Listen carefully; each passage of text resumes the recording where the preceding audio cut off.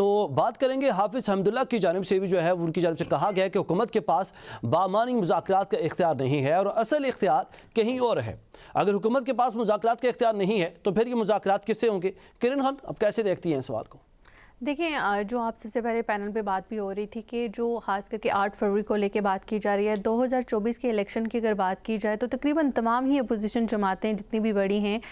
वो इन नताइज को जो है वो डिनाई कर चुकी हैं कि इसमें धांधली हुई है। लेकिन सवाल जहाँ पर इरफान ये भी पैदा होता है कि हर बार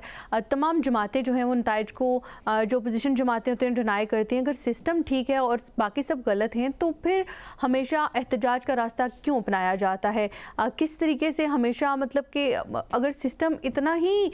ठीक है तो फिर जो है उस टाइम पे जब हुकूमत में जो पार्टीज़ आती हैं उस टाइम पे वो क्यों फिर उन नताइज को मानती है, बाद में उन्हीं को डिनाई कर दिया जाता है। अब क्योंकि 8 फरवरी आने में सिर्फ चंद दिन बाकी हैं और तमाम ही जमातें जो हैं कहीं ना कहीं प्लान कर रही हैं, कहीं पे जलसे का, कहीं पे एहतजाज का, अपने अपने तौर पर तमाम जमातें इसको देख रही हैं कि कैसे हमने इस चीज़ से निपटना है। दूसरी तरफ सवाल हुकूमत पर भी पैदा होता है कि वो क्यों मिल बैठने के लिए तैयार नहीं होती उस तरीके से। और जहाँ तक आपने बामानी मुज़ाकरात की बात की है, तहरीक इंसाफ के साथ बहुत दफ़ा ये बात की गई और तहरीक इंसाफ की जानिब उन्होंने वो भी कहते हैं कि हम भी मुज़ाकरात के लिए तैयार हैं। दूसरी जानिब हुकूमत की बात की जाए तो हुकूमत कहती है हम भी तैयार हैं। लेकिन जब बात असल मुज़ाकरात की आती है तब जो है गेम सारी बदल जाती है, वहाँ पर मुज़ाकरात होते हुए हमें दिखाई नहीं देते और फिर बात वहीं पर आ जाती है कि भाई जब PTI से पहले भी हमने देखा कि मुज़ाकरात की बहुत बाज़गश जो है हमें सुनाई दी, बहुत इसके ऊपर बातें भी हुई, लेकिन एंड पे क्या हुआ? तहरीक इंसाफ ने कहा जी कि हम इस हुकूमत से मुज़ाकरात नहीं करने चाहते। असल जिनके हाथ में डोर है इस हुकूमत की, हमें उनसे